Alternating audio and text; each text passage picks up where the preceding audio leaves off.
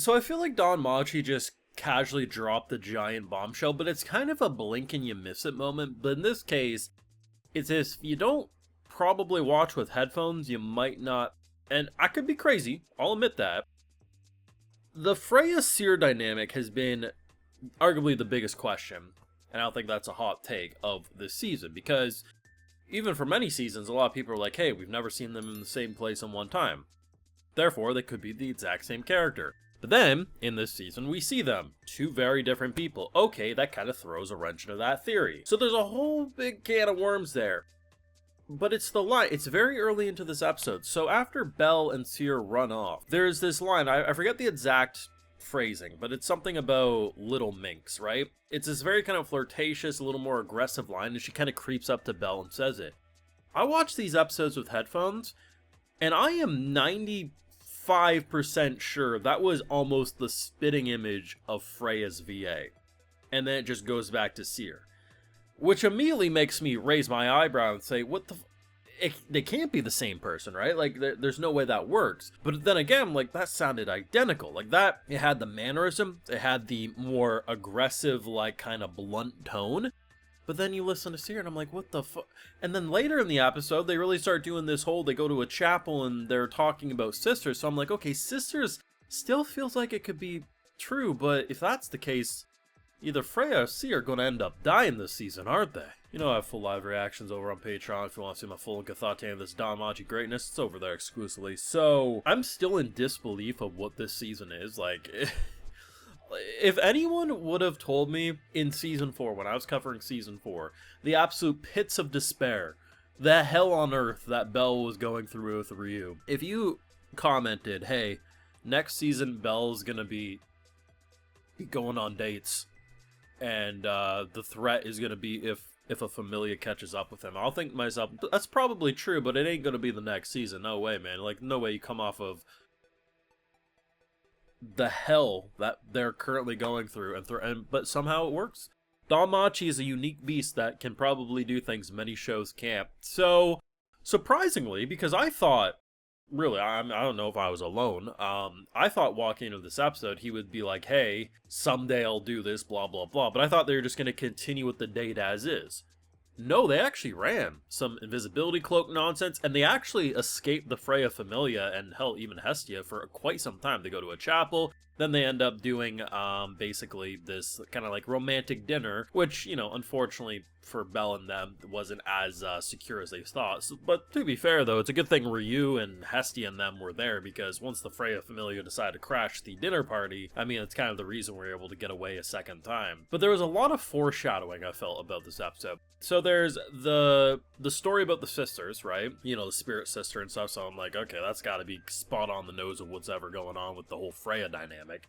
And then there's, at the end of the episode, the blank spot for the statue. That's probably my favorite part, which I'm just imagining, because even if Belle doesn't end up as, like, maybe Seer's personal hero or whatever, I wouldn't be shocked if the story ends with, like, the last shot being Belle's statue there, because Belle's probably gonna be the modern hero of this world, like, let's be honest. And if not, he'll do something pretty close to that heroic feat.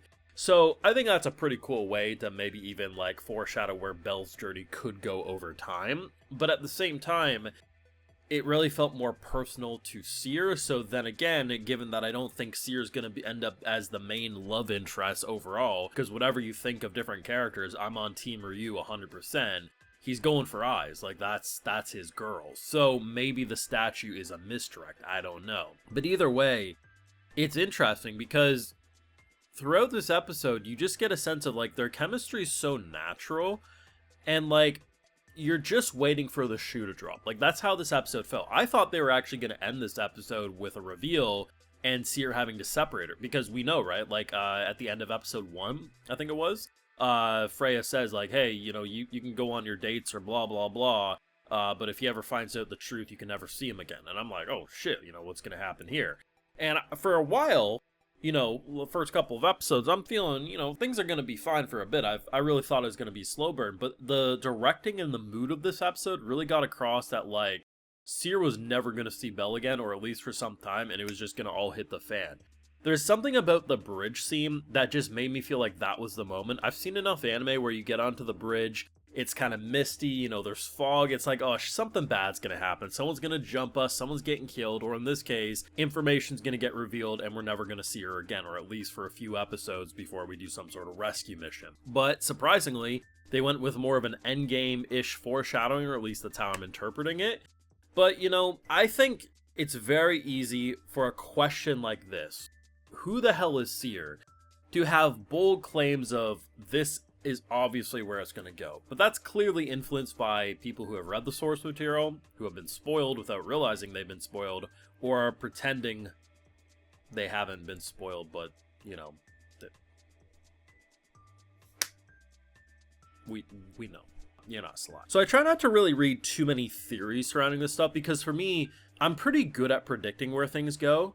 And had we not had the shot of them in the same room, I would probably be 100% on the train of them being the same person, but I don't think that's the case. And especially given the story with the whole sisterly spirit thing, I'm like, okay, is Seer like not even human, but like more of a spirit? I don't know, like that's kind of where my mindset's at. But that shift in vocal, now that could just be however Seer's VA handles shit. That could be. But that sounded oddly familiar to how a Freya line would be said, and it's like, what does that even mean? So, the date, though, was pretty cute. I did like what they're able to get across, though I have to, sometimes I do wonder about Bell if he's a little simple-minded, because what he said made sense, because I'm thinking, oh, they're getting on a boat and they're going into open water. Yeah, the Freya Familia won't be able to catch us. 100%. You could still see land the whole time, and all they did was literally an Iceman level attack to make an ice bridge. I'm thinking they're going fully into open water. They were like 100 feet away from land. What did Bell think was going to happen if they spotted? They were on the main deck. They weren't even inside the cabin where it was a little more secure. Bell, my boy, you ain't discreet. And then they end the episode with them potentially banging and doing the nasty, so it's like, what the hell is Bell's life right now? But hey, anything's better than that Season 4 nonsense. Let me know what you thought of this week's episode. What do you think? Do you agree with me about that vocal change, or am I misremembering? Because I haven't heard Freya enough in terms, because she never really pops up that much. But that sounded very much like her, no? Like, I'm not crazy, right? Like, especially go back and watch that with headphones and tell me. I mean, maybe I am crazy. I don't know anymore. Thoughts down below. Be sure to leave a like if you enjoyed. Subscribe if you're around here. Of course, ring that bell. And like I mentioned, we have full live reactions over on Patreon. And hey, while you're over there, I'll also give you a video shout out. Alright, so today we got Dreadseed, Jacob Winslow, Conrad Sosin, and we also have Sovereign. So I appreciate the support, everyone. Please take care, and you all have a good one.